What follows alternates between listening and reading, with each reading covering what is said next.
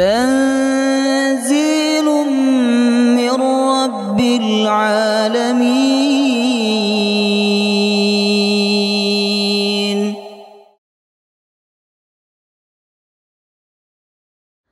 بسم الله الرحمن الرحيم. السلام عليكم ورحمة الله وبركاته. الحمد لله رب العالمين، نحمده ونستعينه ونستغفره ونعوذ بالله من شرور أنفسنا ومن سيئات أعمالنا. من يهده الله فلا مضل له ومن يضلل فلا هادي له. أشهد أن لا إله إلا الله وحده لا شريك له وأشهد أن محمدا عبده ورسوله لا نبي ولا رسول بعده. اللهم صل وسلم على نبينا محمد وعلى آله وصحبه أجمعين. سبحانك لا علم لنا إلا ما علمتنا إنك أنت العليم الحكيم. اللهم إنا نسألك علما نافعا ورزقا طيبا وعملا متقبلا آمين ya rabbal alamin. Alhamdulillah, kita semua wajib bersyukur kepada Allah Subhanahu wa taala atas segala nikmat yang diberikan oleh Allah kepada kita semua, termasuk salah satu nikmat yang patut untuk kita syukuri, yaitu nikmat ketika Allah memudahkan kita untuk melakukan amal soleh. Semoga kita semua istiqomah di dalam amal soleh sampai kita menghadap Allah. Amin ya rabbal alamin. Baik, setiap ahad kedua ba'da maghrib kita mengkaji kitab hadis-hadis fikih dari Bukhari Muslim dalam kitab Umdatul Ahkam. Pada pertemuan sebelumnya kita masuk bab salat, ya betul. Pertemuan sebelumnya kita sudah masuk bab salat, ya. Kitabus shalah. Dan kitabus shalah atau bab salat ini banyak bagiannya. Pertama yang dibahas atau yang dicantumkan adalah babul mawaqit, bab tentang waktu-waktu salat. Nah, terakhir sampai hadis nomor berapa? Ada catatannya panjenengan? Ada? Baik, seperti Imam Syafi'i enggak nyatet. Ya, betul.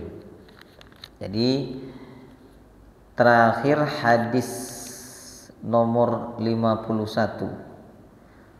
Ya. Jadi hadis pertama tentang keutamaan sholat di awal waktu. Ada sahabat bertanya ke Rasulullah, hadis pertama di bab sholat itu bertanya ke Rasulullah, ya Rasulullah, amal yang paling dicintai oleh Allah itu apa? Kata Rasulullah, sholat di awal waktu. Kemudian sahabat itu bertanya lagi, lalu kemudian apa wahai Rasulullah? Kata Rasulullah, birrul walidain, berbakti kepada orang tua. Kemudian apa lagi wahai Rasulullah? Kemudian Rasulullah menjawab, al-jihadu fi sabilillah, jihad di jalan Allah Subhanahu wa taala.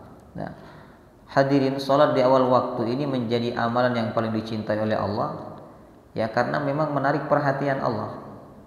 Allah mengundang di dalam sehari semalam sebanyak 5 kali.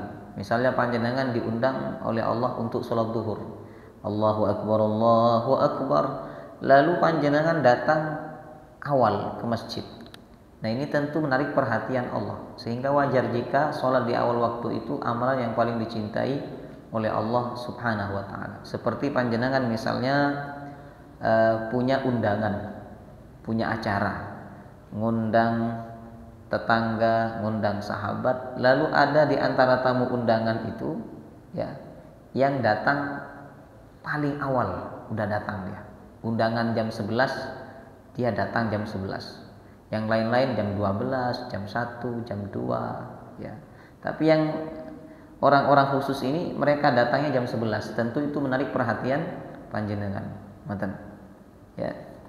Nah sama ketika kita diundang oleh Allah untuk sholat, lalu kita datang di awal waktu untuk memenuhi undangan itu, maka Allah akan menjadikan kita sebagai hamba yang paling dicintai. Jadi kalau kita ingin menjadi hamba yang paling dicintai oleh Allah, amalannya 3, sholat di awal waktu, apalagi berbakti kepada orang tua, kemudian yang ketiga al-jihadu fi sabilillah, jihad. Lalu hadis berikutnya di bab sholat ini juga sudah kita bahas tentang keterangan Aisyah radhiyallahu anha bahwa wanita-wanita di zaman Nabi mereka juga ikut sholat berjamaah. Di dalam hadis ini yang disebutkan adalah berjamaah subuh. Jadi waktu Nabi sholat subuh kata Aisyah, fayashhadu ma'ahu nisa'um minal mu'minat. Lalu ada wanita-wanita mukminah yang ikut sholat subuh bersama Rasulullah. Dan mereka datang ke masjid muta'allifat bimurutihinna, dalam keadaan kepalanya tertutup. Artinya apa? Tidak terlihat oleh pandangan mata laki-laki. Nah, thumma rji'na ila buyutihinna ma ya'rifuhunna ahadun minal ghalas. Setelah selesai sholat langsung mereka pulang karena masih gelap ya, maka mereka tidak dikenal oleh laki-laki saat itu ya. Nah hadis ini secara mendasar Bapak Ibu, bolehnya wanita sholat berjamaah di masjid menurut hadis ini. Tapi nanti ada hadis lain yang mengatakan bahwa wanita itu tidak boleh sholat di masjid karena fitrah mereka di rumah. Allah mengatakan waqarna fi buyutikunna, tetaplah kalian di rumah-rumah kalian. Wanita itu diam di rumah, anteng di rumah, itu pahalanya bisa sama dengan laki-laki yang berjihad, laki-laki yang ke masjid, laki-laki yang mengantarkan jenazah. Subhanallah. Sehingga wanita itu untuk dapat surga sebenarnya lebih gampang dibandingkan laki-laki. Untuk dapat pahala lebih gampang dibandingkan laki-laki. Laki-laki untuk dapat pahala jihad dia harus berangkat perang. Sedangkan perempuan untuk dapat pahala jihad itu gampang kata Nabi. Taat dan berbuat baik kepada suami. Selesai. Dapat pahala jihad. Ya. Jadi secara mendasar hadis ini boleh wanita sholat ke masjid, tapi di sisi lain ada hadis yang menyebutkan kata Aisyah radhiyallahu anha, seandainya Rasulullah mengetahui kondisi wanita sekarang maka Rasulullah akan melarang wanita-wanita untuk ke masjid sebagaimana wanita Bani Israel dilarang. Nah, karena ada 2 hadis ini jemaah rahimakumullah, maka disinilah kita membutuhkan peran ulama. Peran ulama itu sangat dibutuhkan ketika ada 2 dalil yang saling bertentangan secara mendasar. Nah, maka imam 4 mazhab itu merinci. Kata mereka, kalau wanita itu cantik atau menarik perhatian laki-laki, maka dia hukumnya apa? Hukumnya apa? Makruh datang ke masjid. Nah, kalau sampai menimbulkan fitnah karena dia datang ke masjid, maka hukumnya jelas haram. Ya. Tapi kalau tidak menimbulkan fitnah, ya hanya dilirik saja oleh laki-laki, hanya bikin laki-laki berubah niatnya ke masjid awalnya karena Allah menjadi karena dia, ini hukumnya makruh. Nah, kemudian sedangkan wanita yang sudah tua, yang sudah tidak menarik perhatian laki-laki, ini hukumnya diperbolehkan. Nah, terutama di sholat-sholat yang gelap, maghrib, isya, dan subuh. Ya, itu rincian wanita sholat di masjid. Itu kalau tujuannya hanya sholat. Tapi kalau ada tujuan lain seperti ada ta'lim, pengajian, thalabul ilmi, nah maka dia lebih utama sholat di masjid. Kecuali suaminya sudah mengajarkan ilmu agama. Makanya sering saya sampaikan, sebenarnya yang wajib belajar di masjid, wajib datang pengajian itu adalah laki-laki. Nanti dia pulang mengajarkan istrinya. Nah, karena berhubung laki-laki ini tidak semuanya mereka rajin mengaji, nah maka tidak boleh mereka melarang istri-istri mereka untuk datang ke masjid belajar. Nah, itu terkait hukum yang terkandung di dalam hadis yang kedua bab sholat. Baik, sekarang kita masuk hadis yang ketiga. Coba dibaca hadis yang ketiga. Nah, saya bacakan terjemahannya biar lebih cepat ya.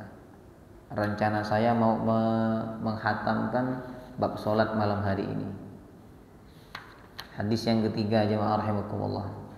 Ya.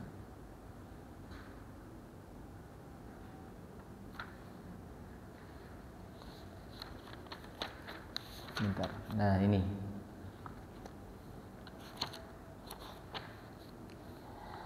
Coba hadis yang ketiga dari Jabir bin Abdullah, dia berkata, Nabi sallallahu alaihi wasallam salat zuhur ketika cuaca panas saat matahari telah tergelincir ke arah barat ya.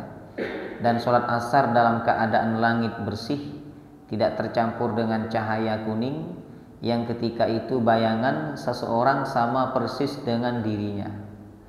Dan salat maghrib bila matahari sudah terbenam. Sedangkan sholat isya kadang di awal waktu dan kadang di akhir waktu dengan melihat situasi. Jika mereka telah berkumpul maka disegerakan, tetapi jika berlambat-lambat maka sholat tersebut diakhirkan. Adapun sholat subuh maka beliau sholat dalam keadaan ghalas. Ghalas itu kegelapan di akhir malam yang bercampur dengan cahaya fajar. Berarti sholatnya di awal waktu. Paham? Nah, hadis ini tentang waktu sholat, jamaah rahimakumullah. Nah, sholat zuhur itu subhanallah ini menunjukkan apa? Sholat itu ibadah mahdhah, ibadah yang sakral. Tidak hanya gerakan, tidak hanya bacaan yang ditetapkan, yang ditentukan, termasuk juga waktunya ditentukan. Jadi kalau ada ibadah yang ditentukan waktunya, itu termasuk ibadah mahdhah, ritual. Nggak bisa diganggu gugat. Walaupun niatnya sama, tapi kalau waktunya berbeda, tidak sesuai dengan yang ditentukan oleh Allah dan Rasulnya, maka sholatnya tidak sah. Seperti panjenengan misalnya sholat maghrib di waktu isya tanpa ada uzur ya, maka sholat maghribnya tidak sah karena tidak sesuai dengan tuntunan. Baik. Adapun mengenai waktu sholat, alhamdulillah sekarang kita diberikan kemudahan oleh Allah. Ya, nggak perlu lihat matahari kita cukup lihat jam. Ada lagi jam digital berbunyi sendiri ketika masuk waktu sholat duhur, asar, maghrib, isya, subuh. Ya. Tapi di zaman dahulu jamaah rahimakumullah, mereka untuk menentukan waktu sholat sudah masuk, yang dijadikan tolak ukur adalah matahari. Nah, di sini Nabi menyebutkan yusalli dhuhra bil hajirah.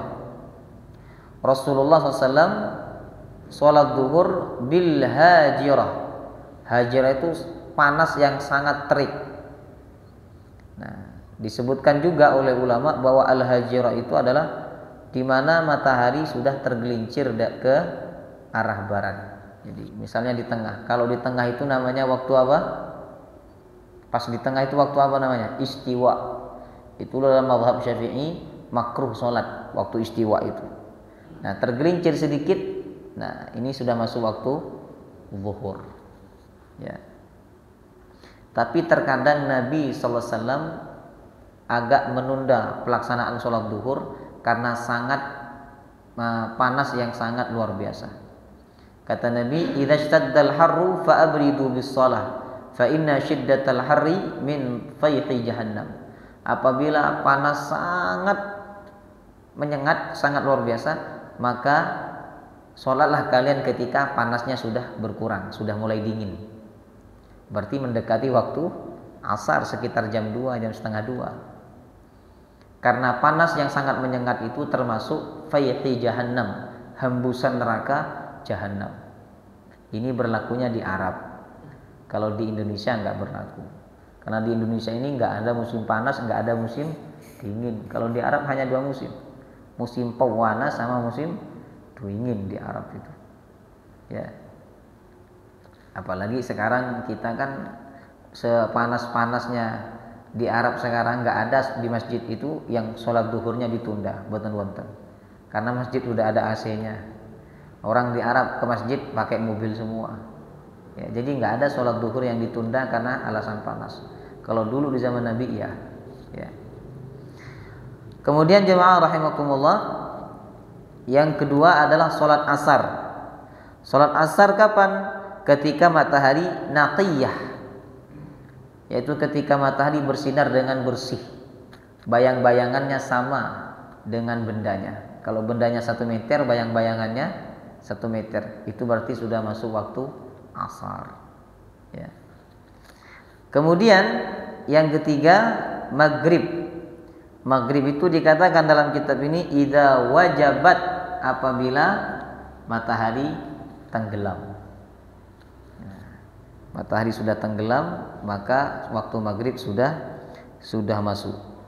Sedangkan waktu isya kadang-kadang apabila para sahabat sudah berkumpul di masjid, maka oleh Nabi dilakukan di awal waktu. Tapi apabila mereka lambat, ya yang datang itu 1, 2, 3, yang lain belum datang, maka sama Nabi 3 orang itu disuruh pulang. Kalian pulang aja, nanti sholat isya-nya di akhir. Nah, Nabi melaksanakan sholat isya di pertengahan malam, jam 12, jam 11, jam 12, jam 1. Nanti ada di belakang hadisnya. Nabi sempat mengatakan, seandainya tidak memberatkan umatku, aku akan perintahkan mereka sholat isya di waktu ini. Nah, karena semakin malam sholat itu semakin khusyuk, semakin malam. Nah, panjenengan sholat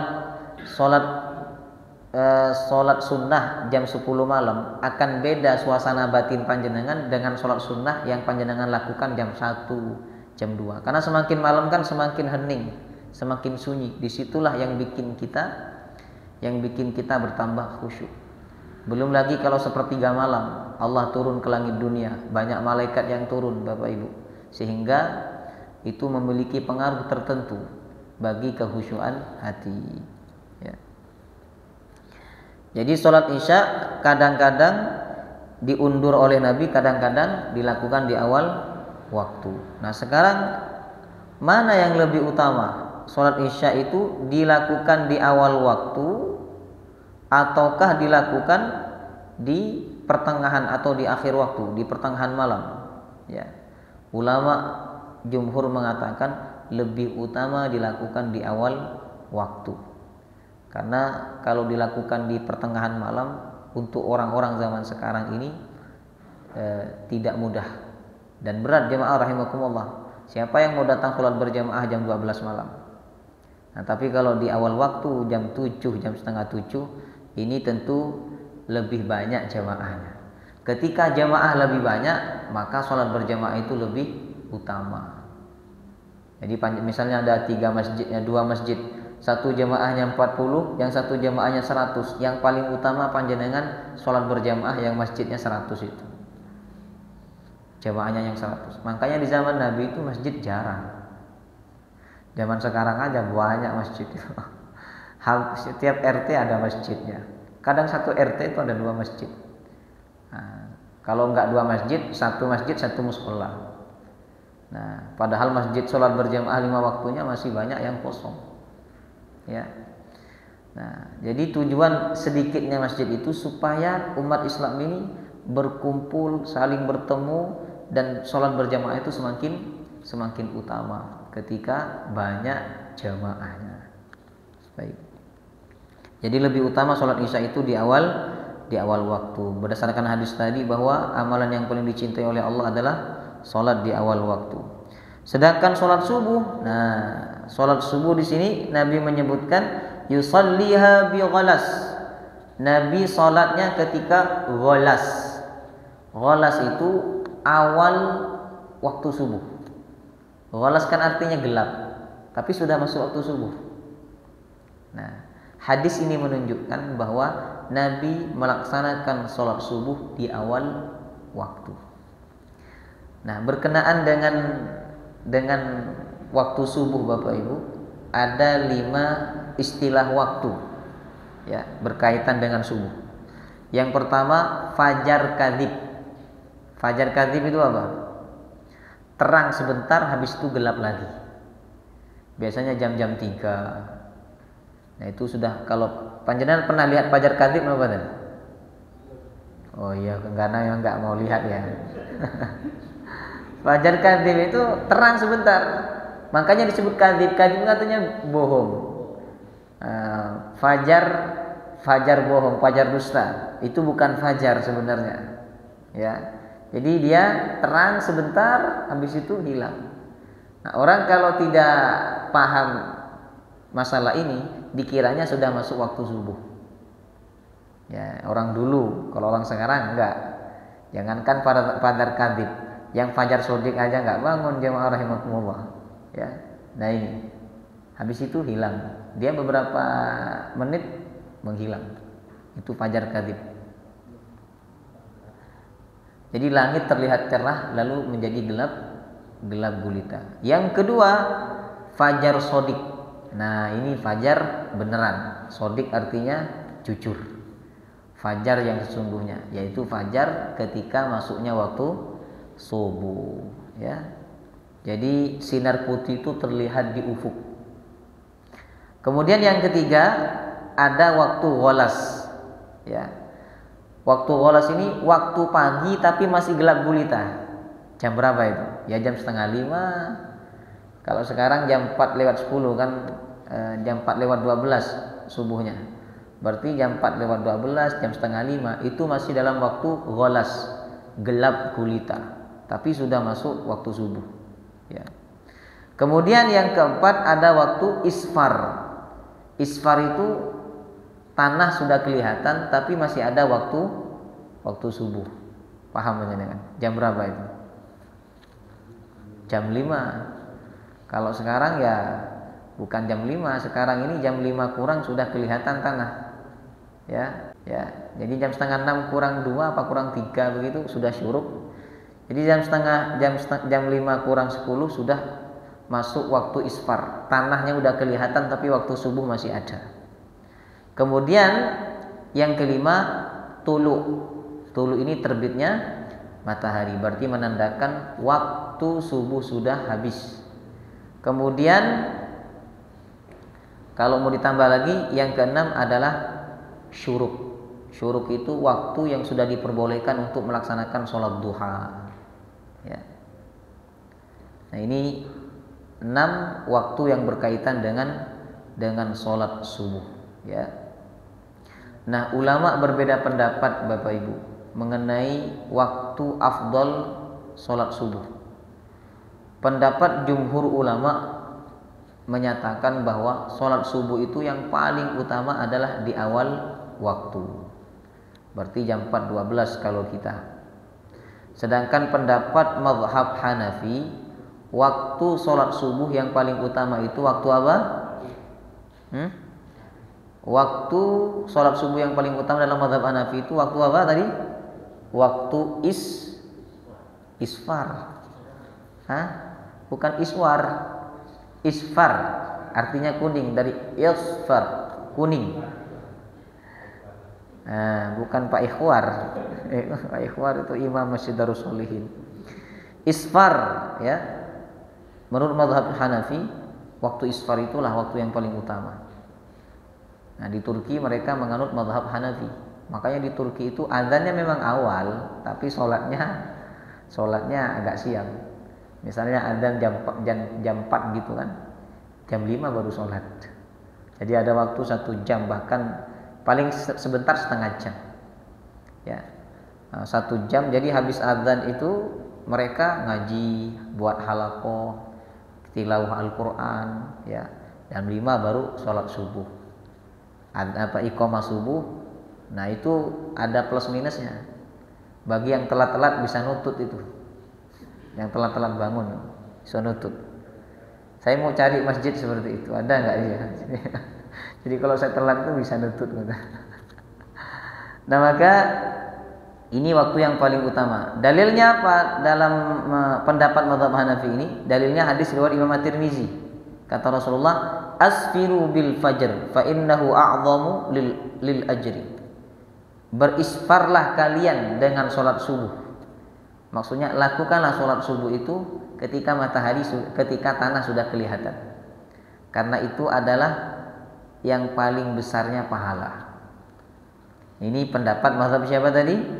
Hanafi. Tapi pendapat beliau ini dibantah oleh jumhur ulama. Maksud hadis ini bukan melaksanakan sholat subuh di waktu tanah sudah kelihatan. Maksudnya adalah sholat subuh tetap di awal waktu, tapi dipanjangkan sampai tanah kelihatan. Nah, ini ya, ulama tuh kalau disuruh mikir memang luar biasa. Makanya kita ini jangan sok-sokan beda pendapat, karena kita nggak mikir apa-apa kok beda pendapat. Yang pantas beda pendapat itu ulama, ya. Nah, kita hanya beda pendapatan saja. Pendapatan kita beda, ya. Nah, kata jumhur ulama, yang dimaksud oleh hadis tadi itu adalah sholat subuh tetap di awal waktu, tapi dipanjangkan sampai tanah kelihatan. Dan memang sholat subuh Nabi itu panjang, ya.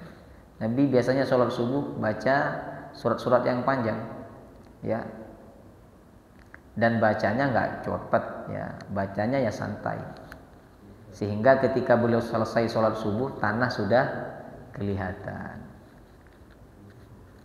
Nah, ini monggo panjenengan, tapi lebih utama yang pertama, karena ini pendapat jumhur ulama. Jadi panjenengan di sini kalau misalnya sholat subuh, dan tetapkan sholat subuh bacaannya panjang. Masa sholat subuh baca kulhu, sholat subuh baca ad-duha, kurang panjang. Sholat subuh itu bacanya nopo? Ya asyams ke atas lah. Asyams, al-lail, itu udah paling pendek menurut saya itu. Nabi sholat subuh baca al-insan 1 lembar setengah, ya, nggak dibagi dua. Kalau kita kan satu halaman bagi dua, setengah rakaat pertama, setengah berikutnya rakaat kedua. Nah, sebenarnya kalau terbiasa maka orang bisa mengikuti. Saya setiap Jumat subuh ngisi pengajian di Jalan Tanjung di Kasin, Bapak Ibu, ya. Setiap Jumat subuh di sana membaca surah As-Sajdah. Itu As-Sajdah berapa halaman itu? 1 lembar setengah, berarti 1 lembar 1 halaman. As-Sajdah. Awalnya mereka memang berat, batuk-batuk lah, gitu. Tapi setelah terbiasa, ya, dan bacaan tidak terlalu pelan, ya, akhirnya mereka bisa ngikuti, tetap banyak jamaahnya, ya. Nah, maka jamaah rahimakumullah, disunnahkan sholat subuh itu bacaannya panjang, tapi jangan terlalu panjang. Kasihan yang sudah sepuh, kasihan yang sudah sakit, ya. Baik, itu perbedaan pendapat ulama. Kita lanjut hadis berikutnya. Ini hampir sama, ya, mengenai tentang sholat. Nah, saya bacakan terjemahannya.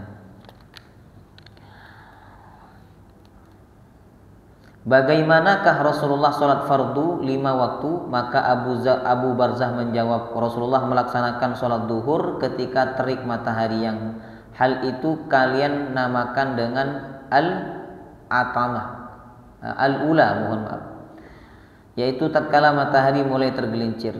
Dan Rasulullah sholat asar, kemudian kami pulang ke rumah masing-masing yang berada di sekitar kota Madinah di saat matahari bersinar cerah.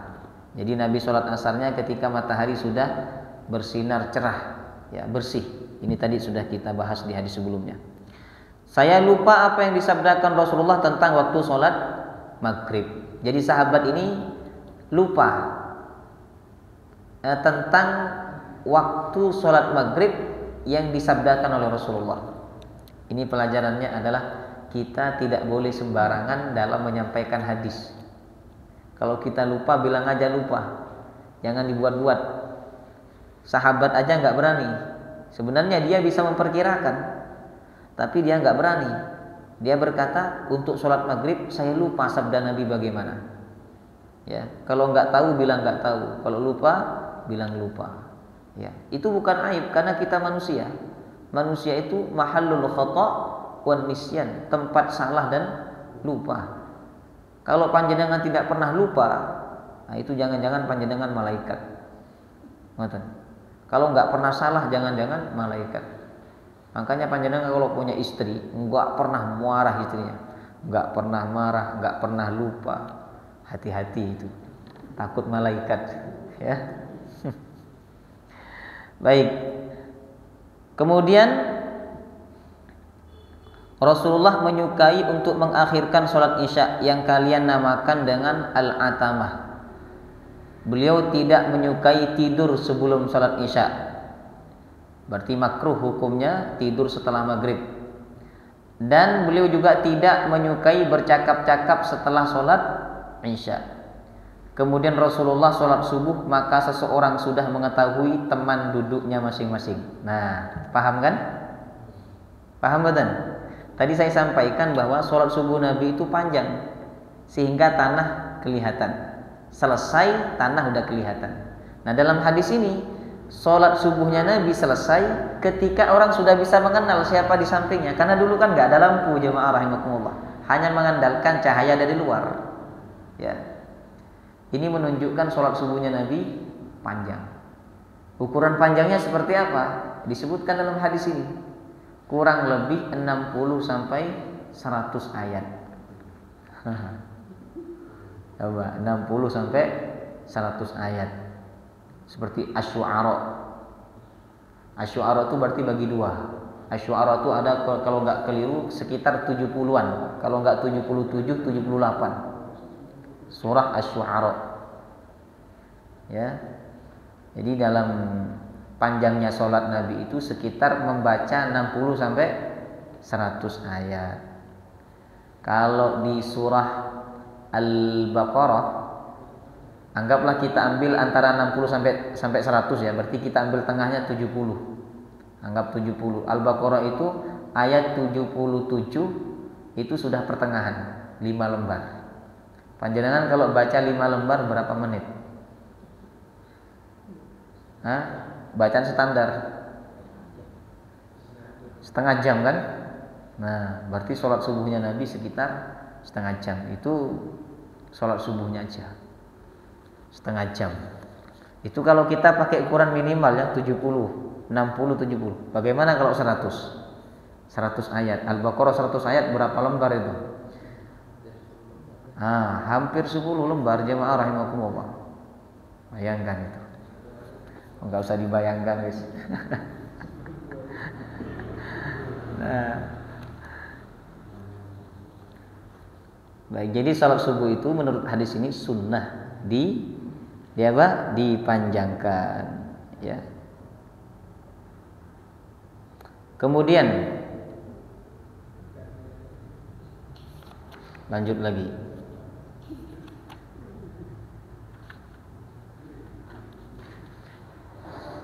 Kita lanjut lagi ya. Nah, ini yang tadi sudah paham kan barusan hadis yang barusan ini? Paham. Ini sama maknanya dengan hadis sebelumnya. Hanya ada tambahan apa? Bahwa makruh tidur. Jadi ada tidur makruh. Tidur makruh itu adalah tidur yang hukumnya makruh. Kapan itu? Dalam hadis ini kapan?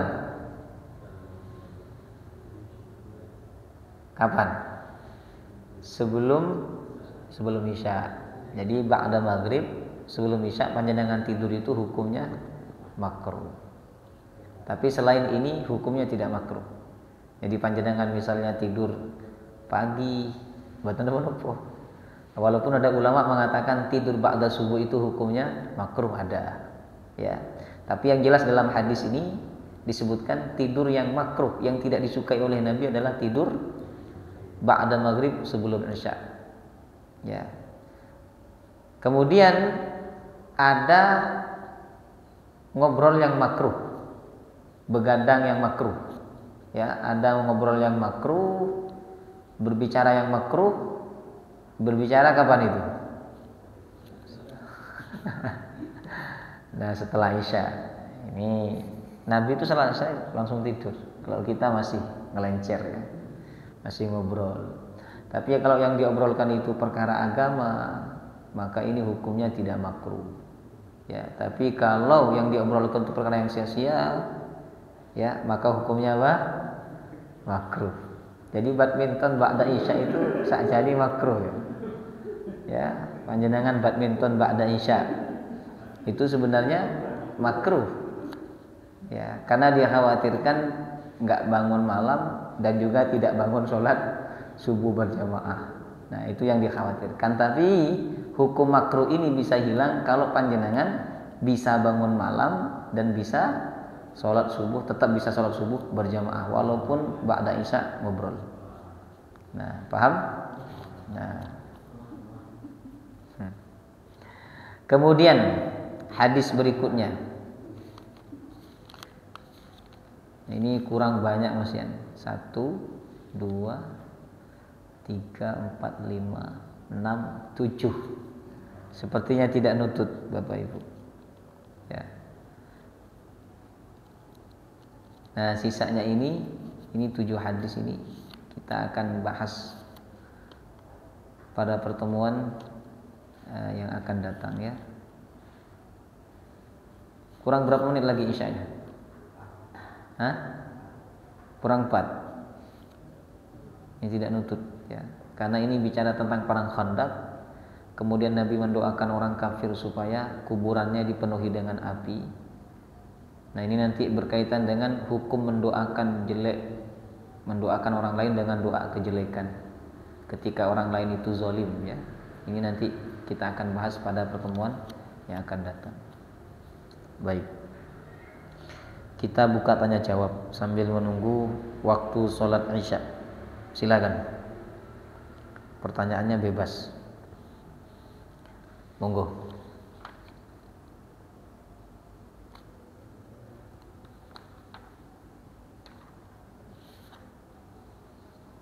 Ada pertanyaan Bapak-bapak?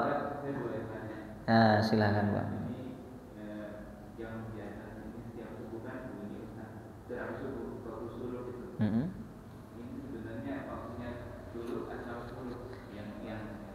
Nah, baik. Jadi tuluk dengan syuruk itu tadi kita sudah pelajari beda. Tuluk terbit, syuruk itu matahari sudah menyebarkan cahayanya. Nah, itu namanya waktu syuruk. Isyraq. Isyraq itu artinya ya menyebarkan. Waktu syuruk, waktu matahari menyebarkan cahayanya. Nah, kalau waktu tuluk matahari baru muncul. Nah, dia masih merah atau apa gitu ya? Apakah masih? Pokoknya warnanya masih sangat muda. Cahayanya masih sangat muda karena baru muncul, baru terbit. Itu tuluk. Ketika waktu tuluk tidak boleh sholat. Dalam mazhab Syafi'i, sholat pada waktu tuluk itu hukumnya haram. Ya, ada sebagian pendapat di kalangan mazhab Syafi'i yang mengatakan makruh. Ya, sholat yang dimaksud adalah sholat sunnah mutlak. Nanti ada pembahasannya di sini. Jadi kalau bunyi tit itu dilihat dulu tulisannya apa, tuluk atau syuruk. Kalau tuluk jangan sholat dulu. Nah, kalau tuluk jangan sholat dulu karena ketika terbit matahari gak boleh sholat dulu. Nanti ketika dapat 5 menit, 6 menit, 7 menit, 10 menit, nah baru panjenengan sholat. Namanya sholat sunnah isyraq. Jadi tunggu minimal berapa menit? Minimal 5 menit. Tunggu minimal 5 menit Bapak Ibu, baru sholat isyraq. Kalau pas bunyi jangan langsung sholat, takut kena hukum makruh. Ada yang mengatakan haram. Ya. Gak tahu di sini bunyi pertama apa? Tulu apa syuruk? Tulu kan? Tulu. Nah berarti belum boleh sholat itu. Tunggu 5 menit minimal baru boleh sholat isyraq. Yang lain silakan. Pak. Ya, i'tikaf.